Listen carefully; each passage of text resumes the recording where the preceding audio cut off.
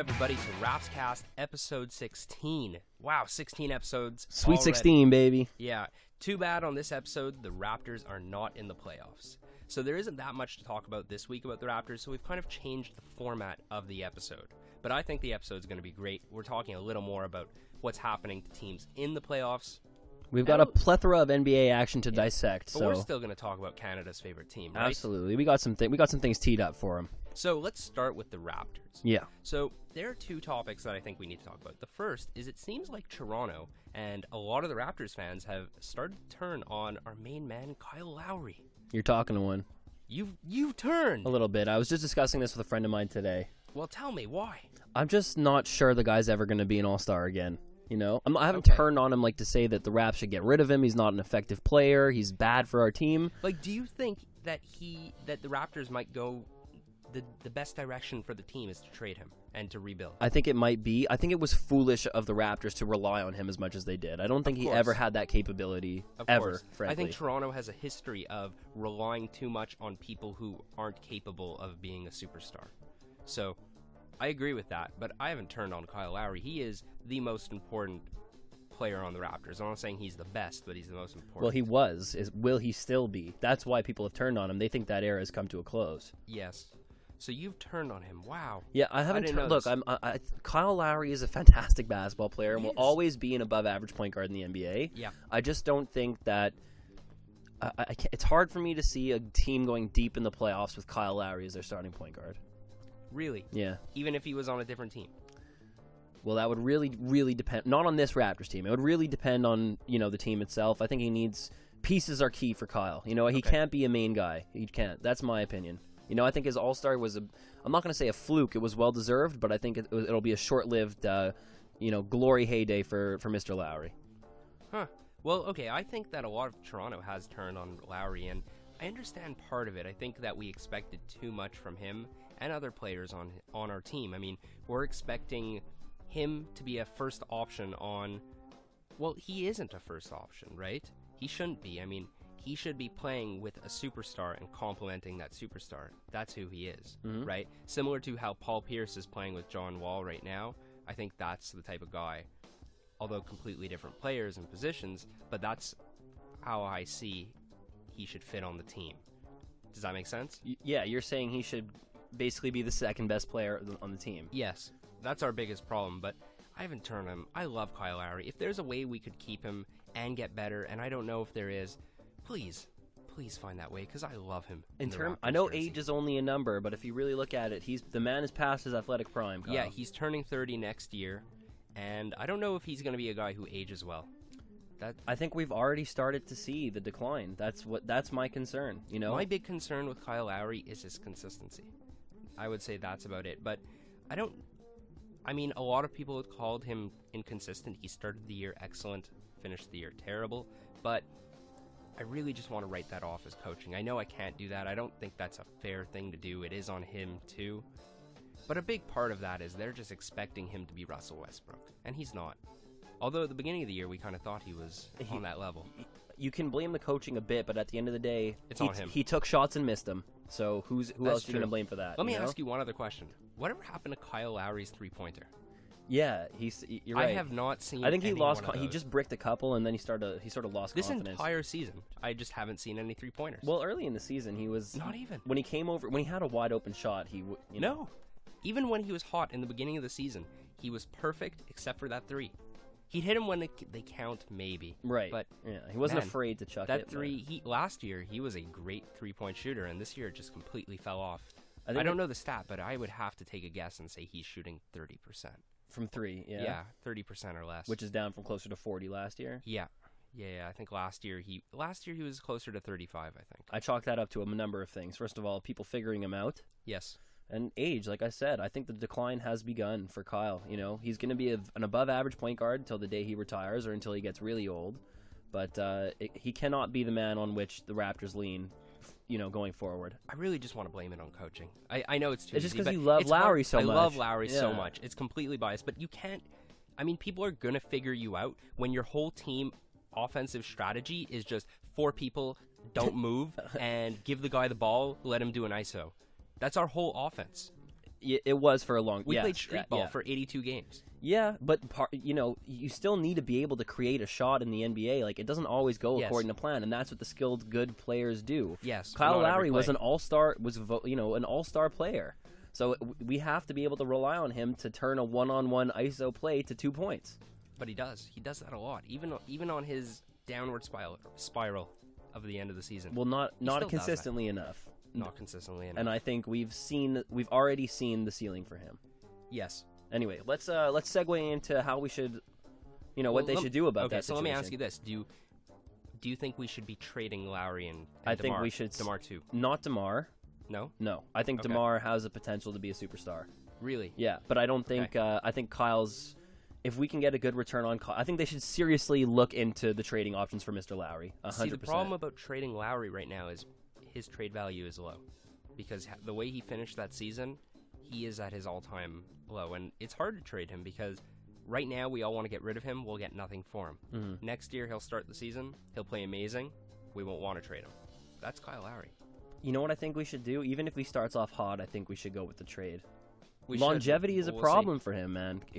Keeping it. He's 30 years. He's a 30-year-old point guard in the NBA. These kids are running, speeding up and down the court. It's tough to keep up with. A step slow. Yeah, and even at the beginning of the season, he didn't look fast. He's never a fast guy, but he looked slow. But he looked like he had a pace, a change of pace game, and he seemed to lose that in the. He's more of a strength guard than a like a explosive quickness, So with DeMar, let's talk a little bit more about DeMar because we spoke with Kyle Lowry a lot.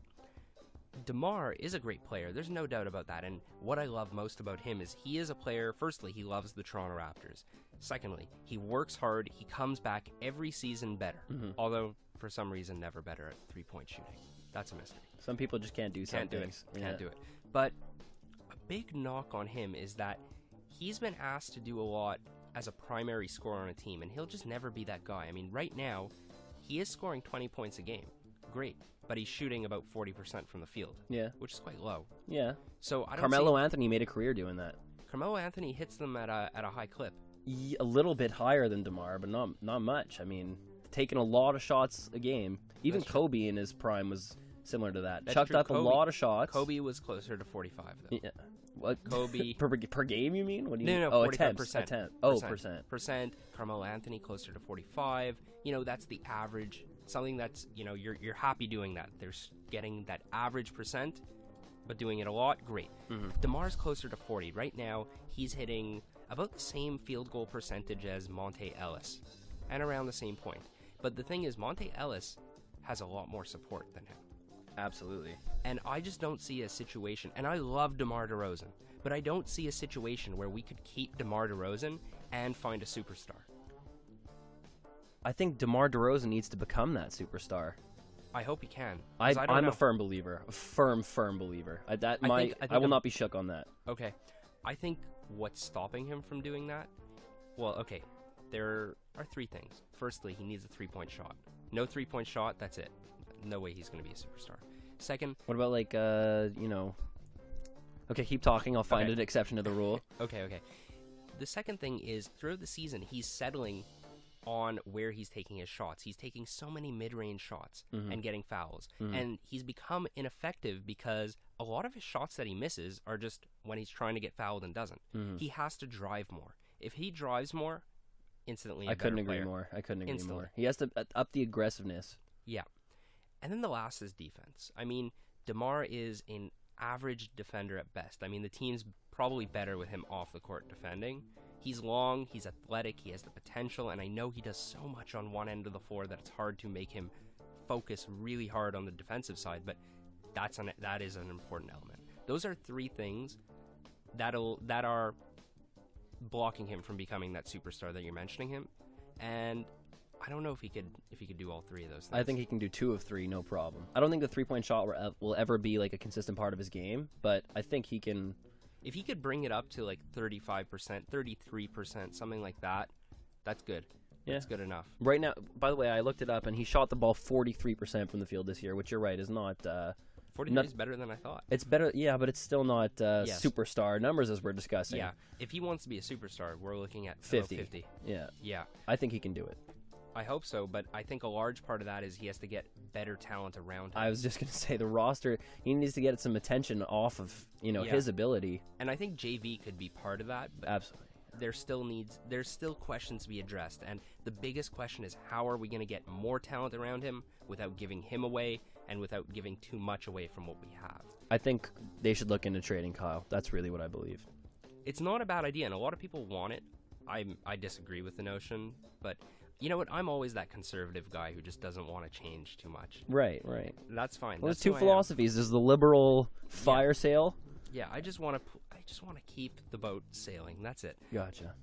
I'm okay with that. But anyways, the Raptors could do that because Grievous Vasquez, as crazy as a man as he is, he could still start a game. He's not going to be a great starter, but he could start the game long enough to increase his trade value, to handle the Raptors until they find a replacement for Lowry. Mm-hmm. So we could trade them. Him, Lowry. I'll be heartbroken if they do. I hope they trade him to someone like the Rockets. I would like to see him in a Rockets uniform. I think if Lowry plays the first 30 games next year, averaging 35 points on 100% field goal percentage and 15 assists a game, you should still look to trade him. That's a big statement. I'm not sure he could do that for 80 games. And when the playoffs roll around, ever.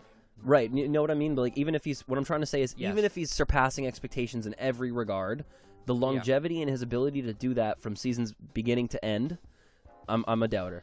You're a doubter. Yeah. I'm definitely a doubter with our current coach, but we've talked about that a lot. So let's go to quick predicts. Cool. So I'm going to ask you just a few questions. You give me a yes, no. If you disagree, tell me the right answer. Tell me what you think. Okay, gotcha. Yeah. So the first one, it's just going to be playoff predictions. So first one, Atlanta wins their series in 5 games. Now with John Wall going down, yeah, I think 5 games is about right. If not 6, because they'll pull one out at home. But 5 games seems about reasonable. Okay. Yeah. Right now, it's Friday and the series is tied 1-1. Yeah. So we should mention every single series right now is tied 1-1. Very close second round of the playoffs right now. Great second round. We're going to talk about that more. 2, Chicago wins in 7 games against Cleveland. Well, you know my call on this. Know. I don't think so. No. So give me what's going to happen. Cleveland will win in 7 or in 6. In 7 or 6. Okay, give me one. 6 or 7. Cleveland will win this series in 6 games. Okay. Clippers will win in 6. This is the toughest one to call, I think. Yeah. That series is just tight. It's just fire. If Chris Paul comes back and can really turn their offense into something else, make Griffin not have to handle the ball so much and just make him more of a catch and score type of big or catch and shoot. Yeah, Clippers win in 7 games. 7 games, okay. Yeah. And Warriors win in 7 games. This is like the ultimate offense versus defense series. I love it. It's like the this small ball versus big. You know what I mean? That's exactly it. And we're going to talk more about the series. It's an unbelievable one. It is. It is. It's so such a clash do they of win styles. how many games? Golden State wins, and it won't go all the way. A 6-game victory for Golden State. Okay. All right, now I'm going to ask you my quick predicts. You ready, man? Yeah. Okay, will Memphis Golden State go all 7 games? Yeah, I think so. Is this the Washington Wizards coming out party as a franchise? Well, John Wall just got injured, so I don't think they're going much farther. Does that answer your question? Sort of, but are the Wizards now a recognized force in the Eastern Conference for what they've done this year? Yes, they've done a lot, and with a coach who often looks confused at what he's doing. So, yeah, this is a he beat the Raptors pretty easy, didn't he? That's not saying much right now. Right, yeah. They put themselves on the map. Who knows? Maybe KD next year. Go in there. Who knows? It's hometown, right? Yep. Can they win without John Wall? No. And why can't the Hawks do their thing in the playoffs? They had against Brooklyn. It wasn't as close as it was closer than they wanted, and now they lost a game already. I'd like to say that Thabo Sefolosha's injury is a bigger hassle than you think, and the reason is, they really only have 1 2-guard right now, right? Kyle Korver. And slash Damari Carroll, if you can sort of slot him in there. Sort of. Thabo was a very versatile defender, could guard the 2, the 3, and he's a bigger part of the team than we realized. And more than just defending, he's also a good facilitator. He hit his corner threes pretty well. He's a bigger part of the team than we realized. another part about the Atlanta Hawks is that they're a very good team. I mean, we know they play a Spurs-like game, but they really rely on their shooting. And if they're not shooting well in a game, they will shoot themselves out of the game. So they're shooting definitely... Live by the jump shot, die by the jump shot. That's exactly it. But you know what? The best teams in the playoffs often do. I mean, the teams that could hit the mid-range shots are very dangerous teams in the playoffs, because those are the shots that most teams are given. That's what you get in the playoffs. That's what you get in the playoffs. All right. But Damari Carroll's been killing it. Just a side note. What's your next question? What will be the X factor in the Bulls-Cavs series? Ooh, the X factor. I gotta go with Pau Gasol. Pau Gasol is a monster. Because you think he's got opportunities to tear it up on the big man rotation over in Cleveland, kind of. Yeah. With Kevin Love out, I just don't know who's gonna stop him. Mr. Mozgov's gonna give it his best shot. Yeah, I don't even see how that's gonna happen. I mean, Mozgov is not a great defender. He's just a paint protector. And Pau Gasol has just such a perfect inside-out game. It completely could throw off their entire system. The only way I could see Cleveland winning is just Kyrie Irving and LeBron James just going into they're going into crazy beast mode. It's been like that thus far. Yes, that's the only way, that they're so good that they make up for how good the Bulls are, because the Bulls are going to do well against the Cavaliers as a team. They're going to have trouble stopping the Bulls, the Cavs. I don't think scoring will be an issue for them, but stopping the guards on the Cavs is going to be very hard for the Cavs. I mean, team to team, the Bulls right now are scarier, but if LeBron could just go into such an elite mode of basketball and just completely just himself be better than like 4 players combined on the Bulls on that court, then they could win. But that's it. That's the only way I could see they could win. Okay. And my final question, and this one's a little toughy. Try not to go over time on this one. Okay. What was the most important trade for any team in this season? Ooh, that's a tough one. You should give me some notice. I'm going to say Jeff Green, but like, I want to explain it, because Jeff Green, his trade was pretty terrible. He did not live up. He made the team worse, right, in the short term, but he has a chance to be a very big X factor in their series against the Warriors. We'll see how it plays off, but I think he if he has a good series, could be the deciding factor on a Memphis Grizzlies win against the best team, which is the Warriors. I'd also just quickly say the Shumpert and J.R. Smith trade. I was going to say the Cavs shaking it up would be my pick. That would be a good one. But there are no wrong answers in the quick predict round. Yeah, especially when you put me on the spot. Yeah. So with that, let's go to a break. Break time. Here we come. Woo! Lean forward slightly. Look straight at the speaker. And listen with a sparkle in your eye, as though you might be thinking, gee, this is the most wonderful thing I ever heard in all my life.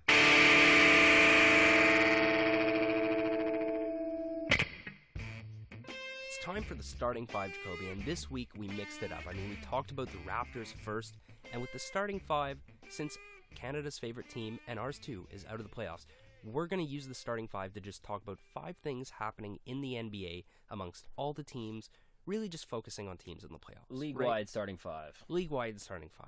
Gotcha, well man. said. Yeah. So the first thing we're just going to talk about, I mean, we've talked about awards, predicting them, stuff like that, and now we know that Steph Curry got MVP, Jimmy Butler got Most Improved Player. Have anything to say about that? Well deserved by both candidates. I mean, I think you can kind of make a case in the most deserved thing. I thought Hassan Whiteside was creeping up for it. Yeah. But as far as the MVP goes, I mean, best player on one of the best teams the NBA's seen in the last little while. It's tough not to give it to him, and he's just such a force every single night, the most consistent shooter we've ever seen, ever. Really. Yeah. Like, his performance this year, we've never seen anyone shoot the ball like that. So you got to commend history and, changing the game for the better. I mean, this guy's playing basketball like nobody coaches the game like that. He can just chuck it up from, like, after dribbling the ball any millions of different ways. He just sort of throws it, and it seems like it has a magnet, and it just goes through the rim each time. He's an incredible basketball player to watch, and I really do think he was the most valuable player to his team. Well deserved. I'm going to disagree, and I'm not trying to undervalue what Steph Curry brings to the NBA, his team, or his skill set. But I'm just, me as a person, I always like the underdog, sort of. An MVP isn't a race for the underdog by any means, but I really think James Harden deserved the award. I mean, Steph Curry played phenomenally. unbelievably. I think there were 3 people in the race, him, Harden, and Westbrook. And Westbrook, I understand, his team didn't make the playoffs. But Harden did so much with such little supporting help. I mean, Dwight Howard out for pretty much the entire season. They don't have an awful team. They don't have an awful team. I should say. You're right. But he brought them to the second seed. And, I mean, who did he have around him? Trevor Ariza? Terrence Jones. Smith? Josh Smith. Josh Smith yeah. is second in usage rate on their team. Could you imagine what that? An amazing... that could have been the right answer to the trade, my trade question. Oh, I think that's a bad thing. But well, I mean, look, if they're winning games... Yeah, but the point is he's done so much and brought the team to such heights without such a stacked roster. I mean, there are some... If you look at the Golden State Warriors, okay, there are like 3 or 4 players who are going to get who have or are going to get max contracts. I mean, Steph Curry, Klay Thompson, Draymond Green, all max contract guys. Not max, but David Lee is a very good player in the great NBA. Player. Andre Iguodala signed for cheap. Could be a very high player. I mean, that team is so good on paper, and Steve Kerr, amazing coach. So all I'm trying to say is that if you took Steph Curry out and put in a different point guard, throw in Kyle Lowry, just because, we know him, their team won't be as good, but it won't be such a big drop-off. I see what you're saying. So I think that James Harden brought more to his team, right, and still succeeded pretty much as well as the Warriors. I was disappointed that Harden didn't get recognized for it. I just think from a play style, like, point of view, like, as the actual basketball that's being played, to me, Steph, he's changing the game. Yeah. He's changing, like, ways of being an effective offensive player in this game. Like, he'd rather, like, a 3-point shot is, like, better than a layup for him. Yeah. You know what I mean? And that's just We're a in the scary NBA notion. era where it's just innovation. Chuck up threes. He's really the granddaddy of that. He's going to go down, I think, as probably the best shooter we're ever going to see. And this season was that on full display. We're not far off. I think right now, and just put Steph Curry to the side, Kyle Korver is in my books as one of the best. But I'm just a huge here's fan the of difference. this. Kyle Korver can only do it one or maybe 2 ways. Yes. Steph Curry can throw the ball behind his back a million times over through here and then just throw it up with one hand from three-quarter court. Can do it all. Yeah, like exactly. He is an MVP and he deserves it. I'm just saying there's another guy who I think deserved it more. Fair enough? Fair enough. So let's go to our second thing. Cool. So, the San Antonio Spurs are out. I mean, personally, obviously I wanted the Raptors to go far in the playoffs, but I really thought that the Spurs could win their series, go far in the playoffs, make some noise, and wouldn't it have been a perfect way to end the Pop era with Duncan, Ginobili, to just defend the championship? To at least go deep. Yeah. I'm very sad about that. What about you? I'm pretty sad. I think the Spurs are... People just love to root for the Spurs because they're sort of like the golden franchise. They really play the game in the right way. Yeah. And so seeing this happen is sort of like the confirmation of them getting too old. Their system isn't working that well anymore. Like they're going to have to switch things up a little bit. Kawhi Leonard will have to become the primary force on that team. So it is very sad. I mean, we've seen for the past 15 years, or maybe a little less, let's say 10 years in the NBA, that group has been a force in the Western Conference. Yeah. And that era is over, and it's one of the best basketball, the best little phases for a team that we've seen. One of the best teams that will go down in history. And you know what I just noticed right now, which I'm not a big hockey guy, but to me, if you were to compare the San Antonio Spurs to an NHL team, it would be the Detroit Red Wings. And, both teams just get to the playoffs every year. They're quiet all year and then make noise in the playoffs. Lots of veteran leadership. And, it's the end of the San Antonio Spurs era, it seems like. Mm-hmm. At the same time, the same thing just happened to Detroit Red Wings. 7 games and they're out. Wow, a hockey reference, Kyle. I know, I have one of them in my whole repertoire, and I just used it. I was just going to say, the last time the Spurs lost in the first round was in 2010, so 5 years ago the Grizzlies took them out 4-2, and they've won championships since then. Yeah. So who knows, when you got Greg Popovich, you can turn a losing situation to a winning one real quick, man. Yes, but the real question is whether they do have Greg Popovich. We know that when Duncan retires, when Ginobili retires, there's a chance that Pop retires too. Interesting. Now, there is a chance, Pop publicly said that most likely all 3 are back. Okay. So we don't need to worry. Okay. But soon, next year or the year after, soon, right? we're gonna worry. I just wanted to see them ride off into the sunset. They'll together like have that. their chance. They're far from done. I think it's just they're not the force they once were. I think their silver lining is that somehow, while being so good, they managed to get Kawhi Leonard. Because I think we need to mention that Kawhi Leonard right now is a top 10 NBA player. Yeah, top probably. 10. Yeah. That's how good he is. Mm-hmm. I've never seen someone play defense the way he does. He's a beast. He is like far and beyond better than every single player from the 1 to the 3 spot at guarding the perimeter. I've never seen anyone who, first of all, I think he leads in steals, but he doesn't just gamble. Right. That's why he's amazing. He just capitalizes. Yeah, he capitalizes. He'll go for a steal. If he misses, he still runs and gets in front of his player. I've never seen someone so good on the defensive end. He's like a freak athlete, the guy. And still great offensively. Yeah. He's so versatile. I wish the Raptors could just be the Spurs sometimes. Well, that's like a fantasy. Well, I mean, they're, how in the world they got someone like Kawhi Leonard while being so good, I'll never know. What I'm interested in is, are they going to let Parker, Ginobili, and Duncan retire Spurs, or are they going to do franchise moves and try and trade them to buyers for the Celtics? Yeah, I don't think they need to do that because they have the right mix of youth and veteran leadership. Okay, I'll expand on that one first, because the problem with the Celtics is that their whole team was very old, right? And the big core of their team was very old, right? Except for Rondo. But Rondo, they knew at the time he wasn't their guy of the future. Right now, the Spurs already have Kawhi Leonard, right? So they could let Duncan retire. They could let Ginobili retire. They could let Pop retire, the classy way on the team. And first of all, they're going to struggle for a few years afterward. I don't think they'll struggle that hard. Who are the promising young dudes on that roster? Kawhi Leonard, Corey Joseph. Green. Corey Joseph, Canadian. Yeah, man. Yeah.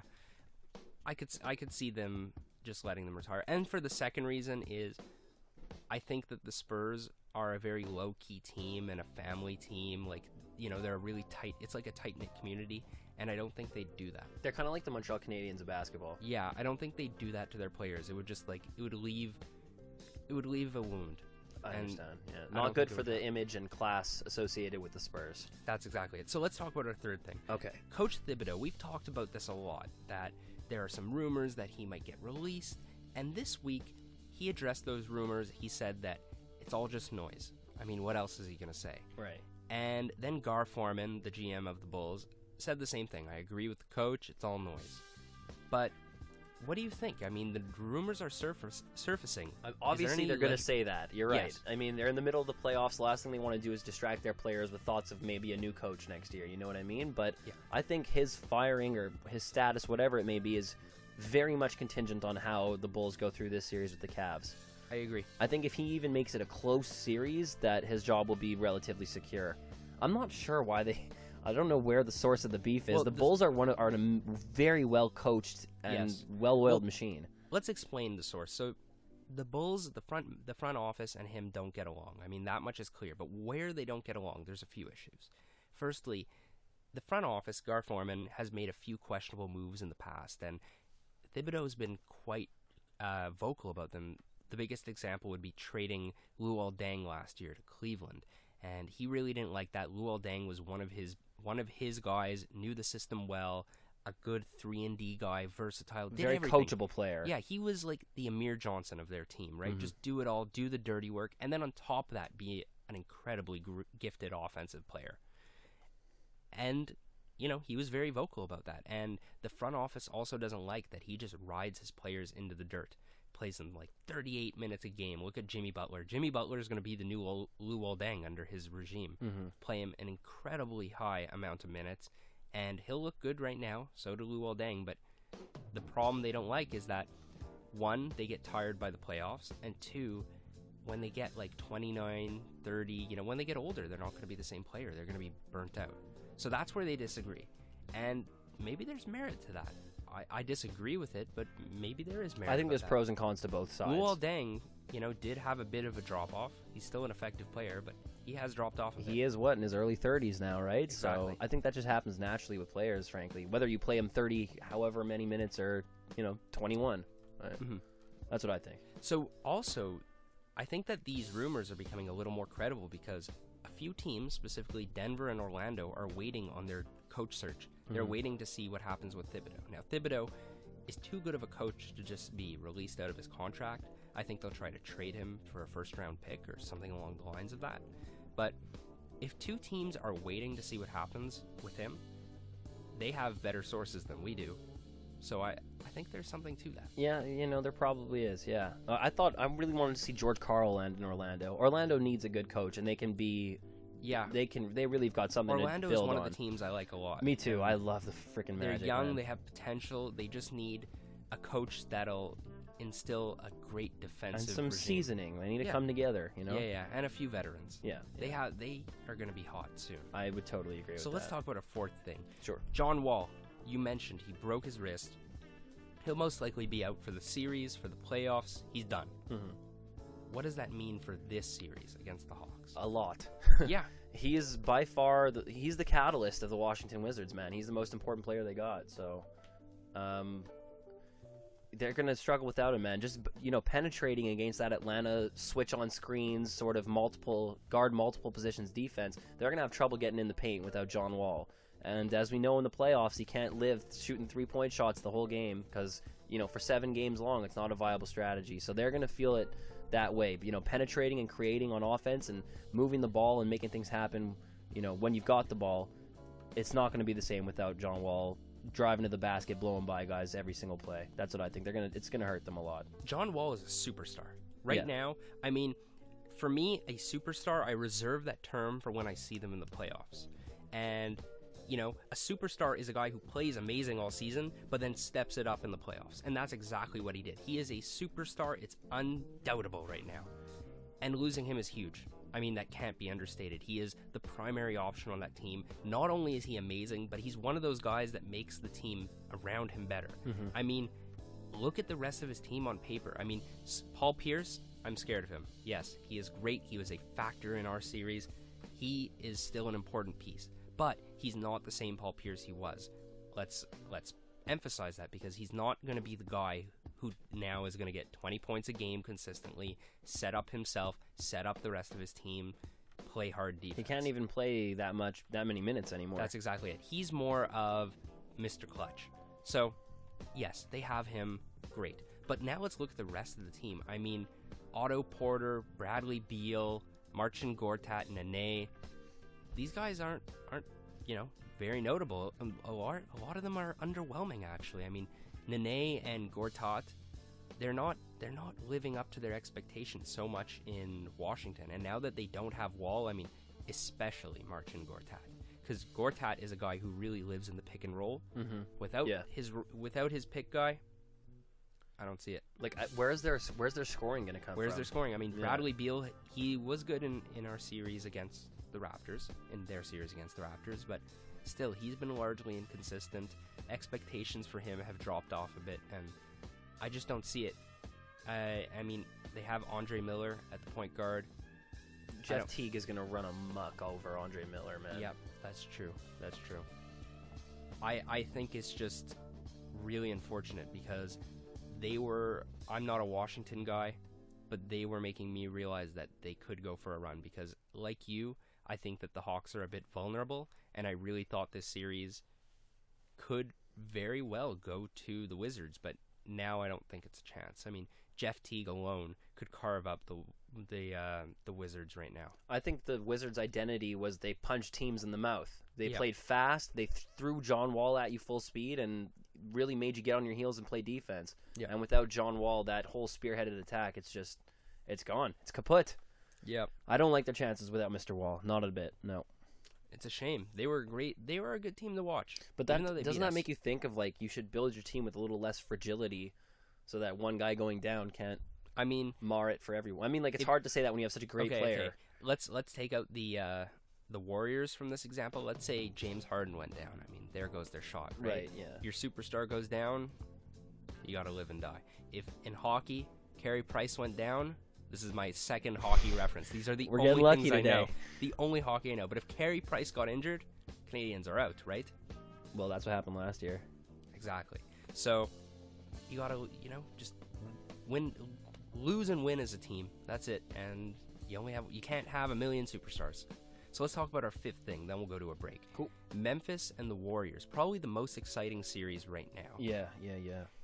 What do you think of that? Does Memphis have a shot to knock off the Warriors? They have if any team does, I think it's them, Me too. actually. They're kind of built for that. They can guard the three really well with guys like Jeff Green and Conley, so that you at least give a hard time to guys like Stephen Thompson with those two. And when they bring it in and move the ball looking for layups, you've got two of the biggest guys, I think the biggest front court, maybe not in height but in weight. It's got to be up there with Marc Gasol and Zebo. Yeah, well, them and Dallas. Yeah, and Dallas has got a big one, but Anyway, I think they can really make give them a run for their money. Absolutely, I think it's going to be a close series. I think at the beginning of this, I called Warriors in 6. Yes. Can't remember if I did that. And I still stand by that, but it's going to be probably the most exciting. Them and the Clippers Rockets series, I think, are the big name series like going on in the second round right now. Man, I'm not a big. I don't like to watch the Western basketball very much, just because, all the teams on the East, they're closer to us. I don't know why, my thing. But I watched the first game of that series, and I was like, wow, this is how basketball is actually meant to be played. Like, all season long, I've watched 82 games of essentially just pick and roll bullshit on the Raptors. 4 people standing around, one guy doing, shooting an early shot clock 3. Lou Williams, looking at you. This is how basketball is actually supposed to look like. It was pretty impressive. The Warriors are a beautiful thing to watch. Yeah, and even Memphis, and it's two really completely different offensive and defensive sets. Mm-hmm. And I think this series is going to come down to a tempo. I think that's going to be the key factor. Whoever establishes the tempo of a game will win the game. So if the Grizzlies could slow down the game and really make it their jam, make it that grit and grind. Force the Golden State Warriors to play tough, take it to the rim offense. That's exactly it. And if you look at the Warriors, that's their weakness. I mean, they play small ball, and who's tough on their team? I mean, they have Andrew Bogut, who's tough. Draymond Green's very tough. Very tough, you're right. One of the league's best trash talkers, too. But he's not that big. You look at Bogut. Bogut's tough. He's big, but he's also fragile. Mm-hmm. Let's not forget that. And he's not as high caliber of a player as the big men over on the other side of the floor either. So whoever establishes the tempo, I think, will win the series if they could hold it. Then there are a few players that I just want to mention that really will determine the series as well. And I think the Draymond Green Zach Randolph matchup is a very important one. Whoever comes out as the better player will have a huge influence on the series. And likewise, I think Jeff Green too, because Jeff Green will sub in at power forward, be matched up against Draymond. Oh, green on green. He's their small ball anchor. Yeah, so I think those 3 players will have a large part in it. But tempo too. Now, do I think the Memphis Grizzlies could win? Yes, I think they could win. I think they're the only team in the league that could expose this small nick in the Warriors' armor. Like, they're the only team that's a bad matchup for the Warriors. That's it. And you know why? It's because they're the only team that plays this style of basketball. Mm-hmm. And somehow they've found, although the Warriors are the hardest matchup, they are potentially one of the best matchups for them. Yeah. So this is by far the best series. Memphis is like bully ball, like real tough basketball. Yeah, it's very great to watch. And big men who can pass, which is always fun to watch. That's great. What I love on a Memphis game is that when the score is let's say Memphis is 86 and Warriors 82, and you're like, oh, it's only 2 baskets. But for a Memphis game and their tempo, those 2 baskets, that's a 10-point, that's the same thing as a 10-point gap. Or at least it'll take 3 whole minutes to make it possible. That's exactly it. Yeah. I mean, they play slow, and those 4 points are very significant. I love watching Memphis basketball. I think they could beat the Warriors. And with that, we're going to go to our second break.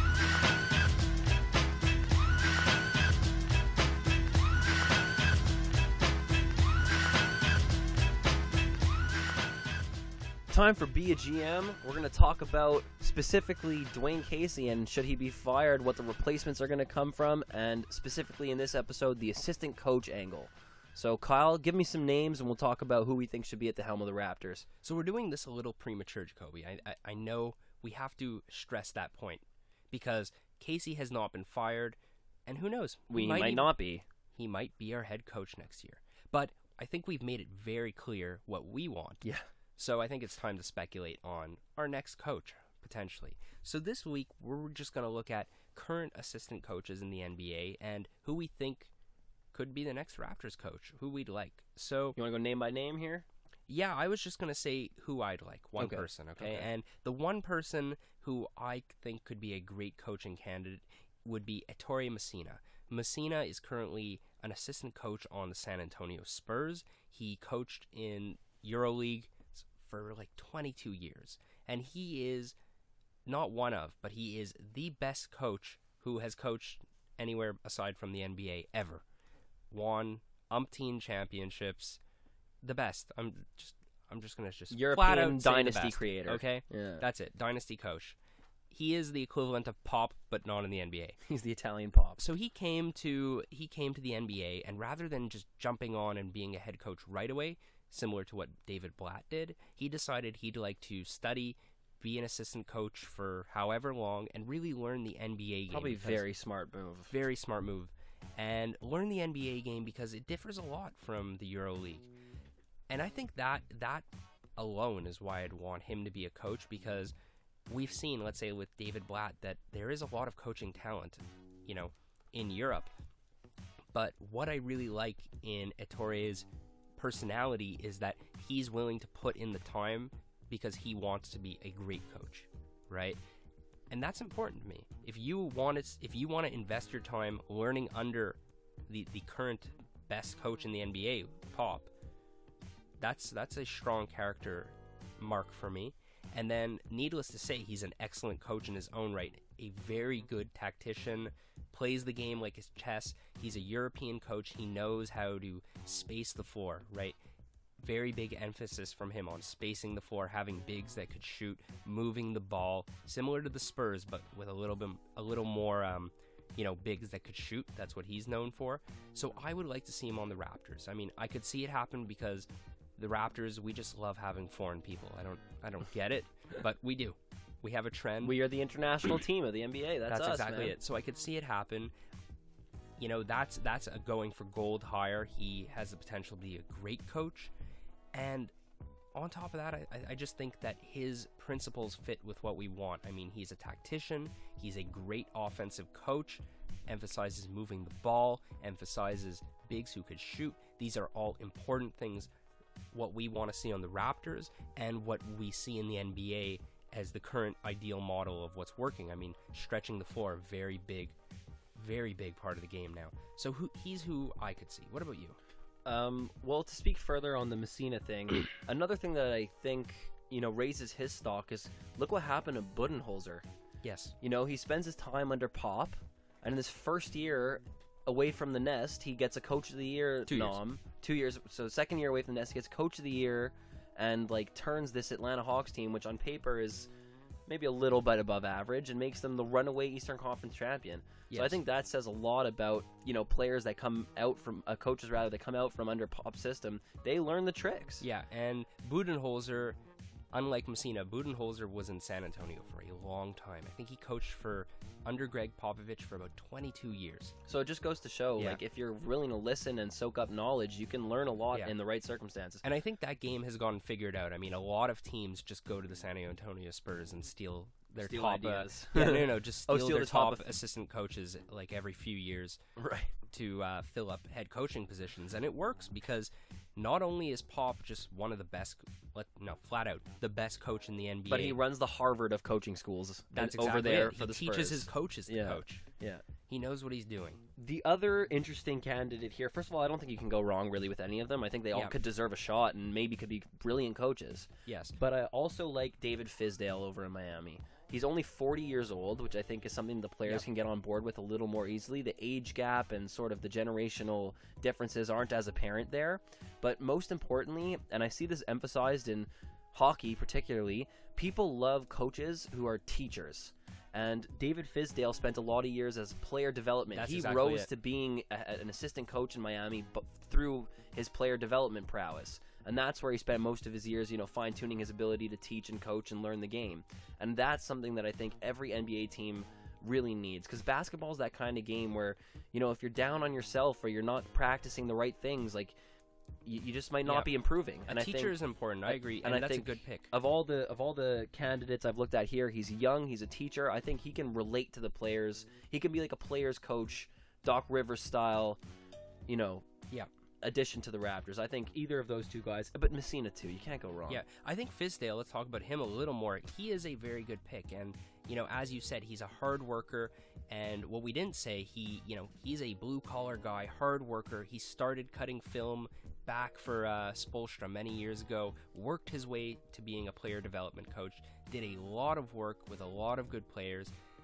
He's a very good coach, and he learned under Spoelstra, and Spoelstra is quickly becoming one of the best coaches in the league. Yeah, absolutely. So he is widely renowned as one of those coaches that any day now he's going to be giving the head coach gig. Mm-hmm.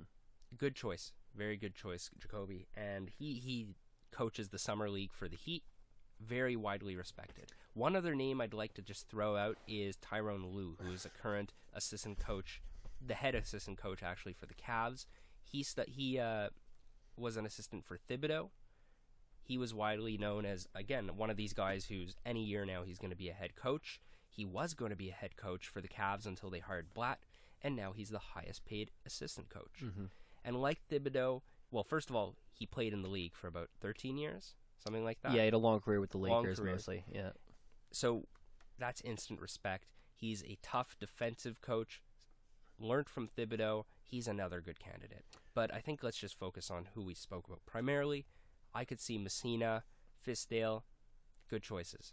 Yeah. I'd love to see that. All I think about when I think Tyronn Lue is him getting embarrassed by Allen Iverson and stepped over, and oh my God, that highlight will forever remain sketched in my brain.